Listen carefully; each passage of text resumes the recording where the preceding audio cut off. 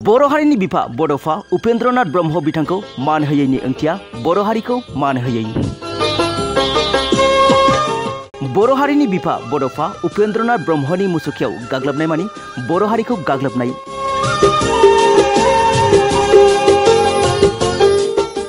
बड'फा उपेन्द्रनाथ ब्रह्म बिथाङा बर' हारिनि थाखाय हाबा मावलांनाय सासे राफोद दैदेनगिरि। जेराव थांनाय सरकारनि समाव बिथां बड'फानि मुङै गोदान दिल्लीयाव बिथांनि मुसुखाजों लोगोसे बिथांनि मुङाव गंसे लामा बानायनो हाबाय। बड'फा उपेन्द्रनाथ ब्रह्म जायखौ बर' हारिनि अनगायैबो आसामनि गासै सुबुं आरो आसामनि गिबि मन्त्रि, हादरनि गाहाय मन्त्रि, नखर मन्त्रि बिथांमोनहाबो मान होयो।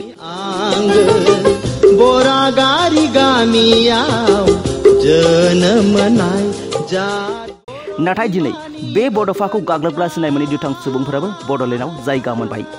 नंगौ, थांनाय साननैसो सान सिगां मुसलपुराव थानाय गोजोनपुरी पार्कआव बड'फानि मुसुखाखौ माखासे सिनाय मोनै दुथांफोरा गाग्लोबदों एबा बुख्लानानै गालांदों, जाय गासै बड'लेण्डआवनो मोनसे दुखुनांथाव जाथाय जानानै फैदों। बड'फा उपेन्द्रनाथ ब्रह्म बिथांनि मुसुखाखौ जाय सिनाय मोनै दुथाङा गाग्लोबदों, थाबैनो बिथांनि सायाव गोख्रोंनिफ्राय गोख्रों राहा लानांगौ। थारैनो बर' हारिनि बिफा बड'फा उपेन्द्रनाथ ब्रह्म बिथांखौ मान होनो रोङै बिथांनि मुसुखायाव गाग्लोबनाया सोंखारिजाथाव आरो जोबोरैनो दुखुनांथाव बाथ्रा। दानिया फैदो दुलाराय बर' फरायसा आफादनि लेङाइ आफादगिरि खोरोमदाव औवारिया खौरांनि गेजेरजों मा बाथ्रा बुंखो नोंथाङा आबुङै मिथिना लादो। मुसलपुराव थानाय बे गोजोनपुरी पार्कआव जोंहा बड'फानि मोनसे बावहाय मुसुखा दङ आरो बे मुसुखाखौ थांनाय साननैसो सिगाङाव जाय सुबुंफ्रा बेबादि मोखां देख्लानानै गालांबाय आरो बेखौ जोङो दिनैहाय मुसलपुराव थानाय जोंनि बाक्सा जिल्ला दुलाराय बर' फरायसा आफादनि बानजायनायाव बे पार्कनि सिङावनो जोङो मोनसे खुद्रिसारनाय हाबाफारि लादों।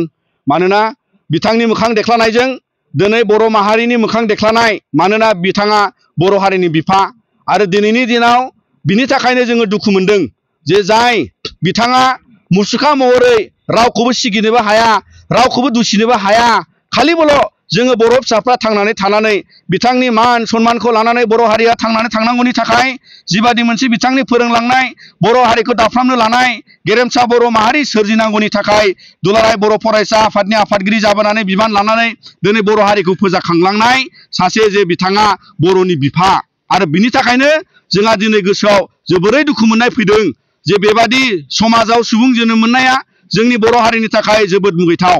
आरो बिनि थाखायनो दुलाराय बर' फरायसा आफादा दिनैनि बे थानसालिनिफ्राय जोङो खावलायगोन जाहाथे उनाव आरो इयुनाव बेबादि बर' माहारिखौ बेबादि मोनसे दुसिनो हानाय गावनि हारिनिनो बिफाखौ लानानै गावनि हारिनि गेजेराव गुबुन गुबुन थासारियाव बबेबा मुंख्लं खाम्फायाव, बबेबा थानसालियाव, बबेबा गोथार जायगाफ्राव माहारियारि बादखौ नासयनानै जुजिनानै जुदि दिनैनि दिनाव मोखां देख्लानायनिफ्राय मुंख्लं खाम्फाफ्राव पस्टार थाबनायनिफ्राय जुदि दिनै जागायोबा दिनै बर' हारियाव बिनिख्रुइ दुखुनांथावसिन जेबो गैया। मानोना दुलाराय बर' फरायसा आफादा बड'फा उपेन्द्रनाथ ब्रह्मआ फोरोंलांनाय जोंनि एबसुनि जोनोम खान्थिनि जाय दाराखान्थिजों जोंनि संबिजितनि जोङो माहारियाव जुजिनाय सोलोंथाइ, समाजखान्थि, रांखान्थि आरो राजखान्थि अधिकारनि थाखाय बाथ्रा बुंलांनांगौ, जुजिलांनांगौ, बे गासिबो थासारिखौ दिनै बड'फानि मोनसे गोहोजों बर' हारिखौ गेरेमसा हारि गायसननायाव दिल्ली दरबाराव बड'फानि मुंख्लं खाम्फा गायसननाय, मुसुखा गायसननाय, लामा गायसननाय, दिनै इन्डियानि हम मिनिस्टारजों लोगोसेयै गासै आसाम नाङै जोङो बड'फानि मुङै फरायसा सान फालियो आरो बड'फाखौ लानानै दिनै जिबादि मान मर्यादायाव बर' हारिया गनायथि सिनायथि मोनदों आरो बेखौ लानानै दिनै बे मुसलपुरनि गोजोनपुरी पार्कनिफ्राय जों आरोबाव गोसोखांहोनो लुबैदों। आरो जाय मानसिफ्रा सानदों नामा बड'फानि मुर्ति बुख्लानानै एबसुखौ सांग्रां खालामनो, नोंथांमोना बड'फाखौ बुख्लानानै दिनै बर' हारिखौनो सांग्रां खालामबाय।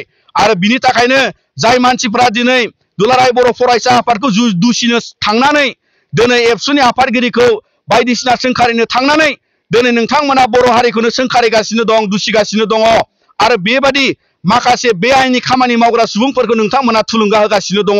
जायनि थाखाय जोनोम मोनदों दुलाराय बर' फरायसा आफादा बिथांमोन बादि मानसिखौ जुजिलांनो थाखाय, नोंथांमोन बादि गोसो बेंख्रा मानसिफोरखौ जुजिलांनो थाखाय जोनोम मोननाय बे दुलाराय बर' फरायसा आफादा माहारिनि मावनायाव, माहारिनि मोजांनि थाखाय, जोंनि राजखान्थि अधिकारनि जाफुंनांगौनि सार्थआव दिनै जों दुलाराय बर' फरायसा आफादा जेबो कमप्रमाइज खालामनाय नङा।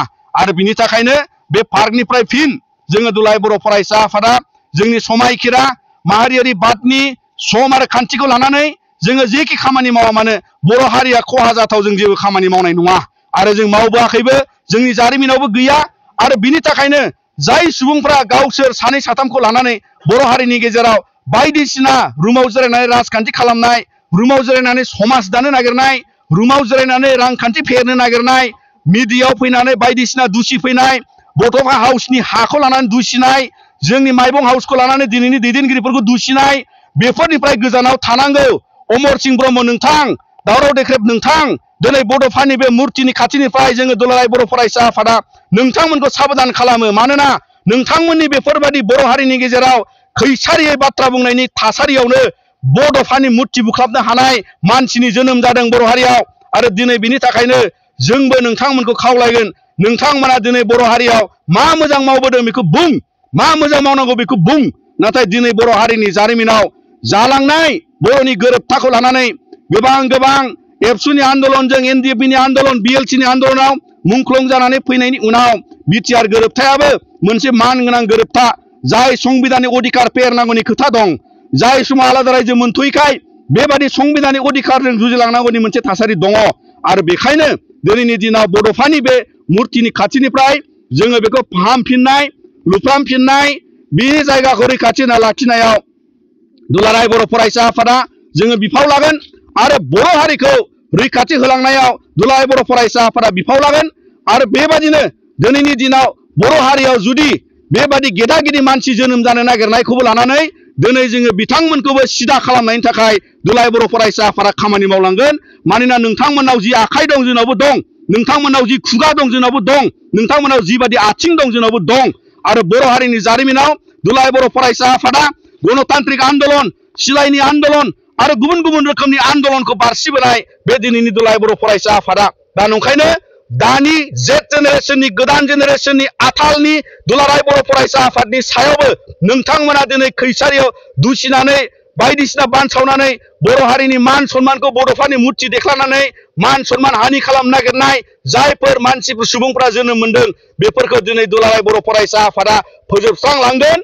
आरो बर' हारियाव बेबायदि मोनसे मोजां थासारि गायसननायाव जों खामानि मावगोन।